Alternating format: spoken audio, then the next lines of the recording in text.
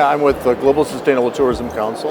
My name is Randy Durband, the CEO. We were created in 2007 by UN agencies, UN Tourism and the UN Environment Program to create global standards for sustainability. So we have a common language for the green transition.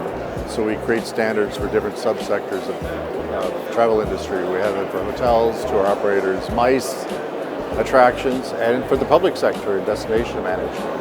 And then we also provide guidance for how to apply the standards.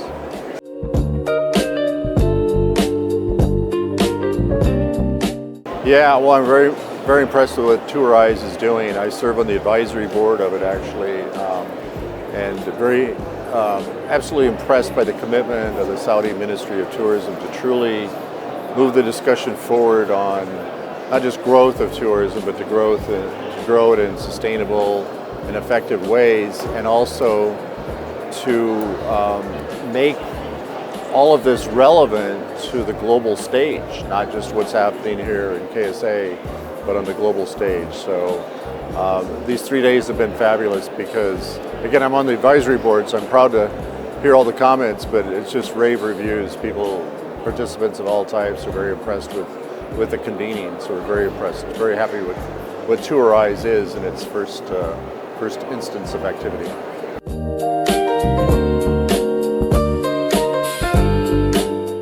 Well, I think for the organization that I lead, TOURISE provides, just like for everybody, it's a great convening. TOURISE has the ability to bring in who's who of leaders in industry and public sectors and organizations that are engaged in travel and tourism. So it's just a great convening for us because the networking here is truly exceptional.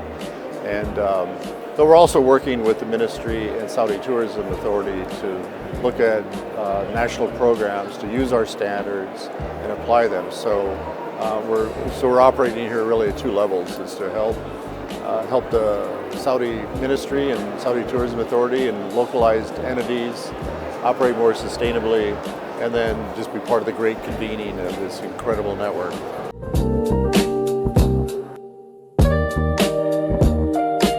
Oh, absolutely. TOURISE is just different from other forums. The scope of it, 3 days of the quality of speakers and the quality of participants, and then just the space to interact is really exceptional. So it's a real contribution to the world. I mean, we're just interacting here with people from literally all over the world.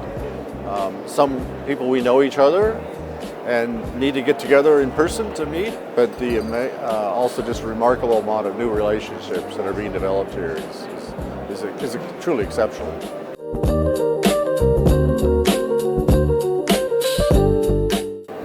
Well, sustainability needs to turn more from words to action.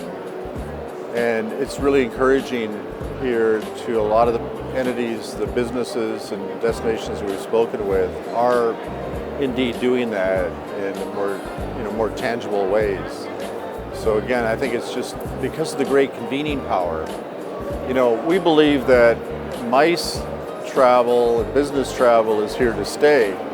There was discussion during COVID, will online conference calling kill MICE? It's like, no, nothing's ever going to kill this because you need face-to-face contact at the business level, at the government level.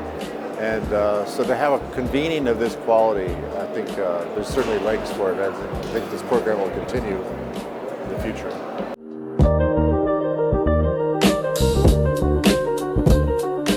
Oh, they can go ahead together. I mean, AI is just another advanced level of computing, so now we're having the same discussion we had when I'm old enough to remember the growth of the internet, I should say, and everybody thought, that's going to kill travel agents. So there's some elements. I like to divide the whole tourism spectrum into basically two groups there's transactional travel elements and there's experiential travel elements. Everybody wants transactions, the bookings and the payment system to be as efficient as possible, And so that will continue to be highly mechanized in ways, we don't know today. And there's no constituency that wants to go against that. We all want our registration to work. We want our bookings to work. We want our payment to be made correctly and all of that done quickly. So there's really no constituency to say, let's not let AI or any other technological advance make that transactional part better and less job intensive. But we've heard the word experience mentioned here intensively for 3 days. And experience can benefit from AI helping us create more experiences more deeply, more easily defined and make them. So many of the great experiences you have in a travel experience are often just luck and serendipity that something happened.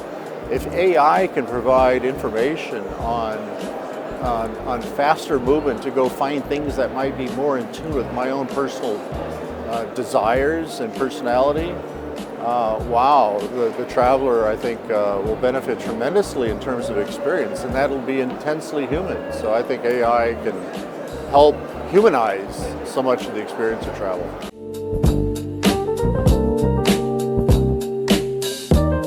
It's true. There was a session here on dispersion of the visitor, and we think that's extremely important, and that really gets at a lot of sustainability issues, because we have in our standards social justice, in a sense, of fairness of the tourism experience. And if the focus on experience and the use of AI and whatever tools can help the traveler find deeper experiences that are, everybody wants to go visit an icon, right? But everybody wants more than that. And so I think the future of travel is going to see greater experiences that can help us personalize things. So that's sustainability. And if we believe strongly that at a destination level, the most important management technique and the most important statistic for a destination to track is average length of stay. When people talk about quality tourism over quantity, sometimes that gets misconstrued as quality is luxury and high-end and more expensive. We believe quality is something else. It's length of stay. So at all price points, whatever the budget for the traveler is, if the traveler stays longer, maybe travel fewer times per year, but have longer stays and go deeper into a destination, then that's sustainable, because now more members of the community are deriving income, instead of somebody coming in very quickly looking at only the iconic attraction or museum or monument or whatever, and then they're out. Well, very few people in the community benefit from that. So if we get deeper into experience, that means we stay longer and we experience more and we spend our money with more members of the community. So the dispersion of the money, the dispersion of the visitor time really makes it all more rewarding for the traveler and the resident of the community. So I think visitor dispersion needs to be more at the forefront of the discussion, because we think it's an issue of sustainability for those reasons.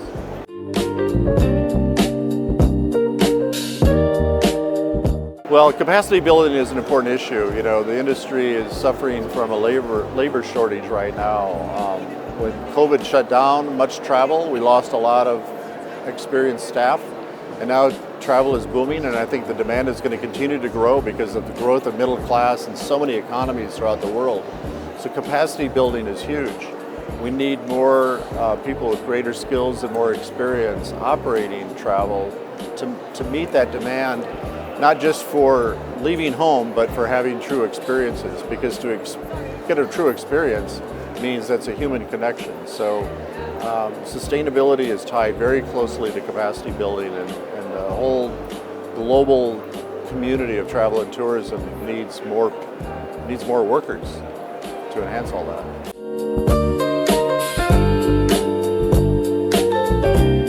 Well, it's a great question. I mean, you say entrepreneurship, and I think of that then in terms of also SMEs and the informal economy. In travel and tourism, we tend to think of big brands and known places, but so much of the travel and tourism experience is conducted by SMEs and informal economy. And so that creates an opening for entrepreneurialism. Small operations, individuals, small groups of just a small team of people can put together an experience. AI can then help them market it and get people to book it. So I think entrepreneurialism is going to have just a tremendous opportunity for growth. So people with clever ideas can benefit from access to the long tail of the travelers that might be interested in something that's esoteric, that follows a hobby or a special interest. And so I think entrepreneurs have more access to more product types. And so I think we're going to see an explosion of entrepreneurialism with the growth of demand and the growth of AI to put those people, those experiences together.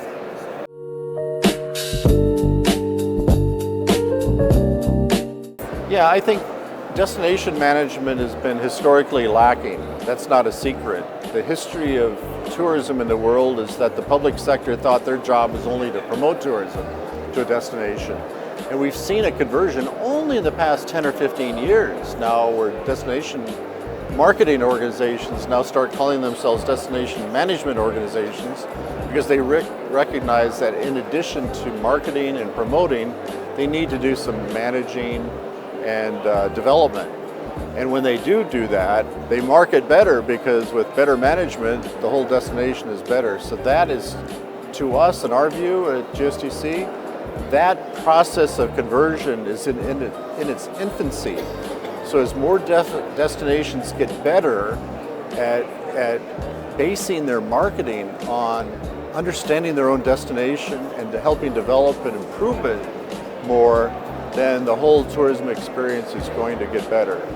Word of mouth and referrals has always been king for marketing, travel, and tourism, but now with the incredible invasion of social media into people's lives, referral customers and repeat customers, it's all based on satisfaction.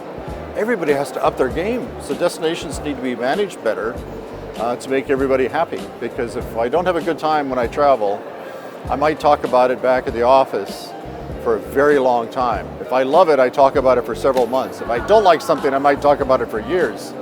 So social media provides a tremendous opportunity to market, but it also presents a big challenge on quality control. And so it's going to force everybody to improve their game. And so destination managers just need to get more in tune with management and quality control and not just promotion. And I predict that's going to greatly increase in the near future.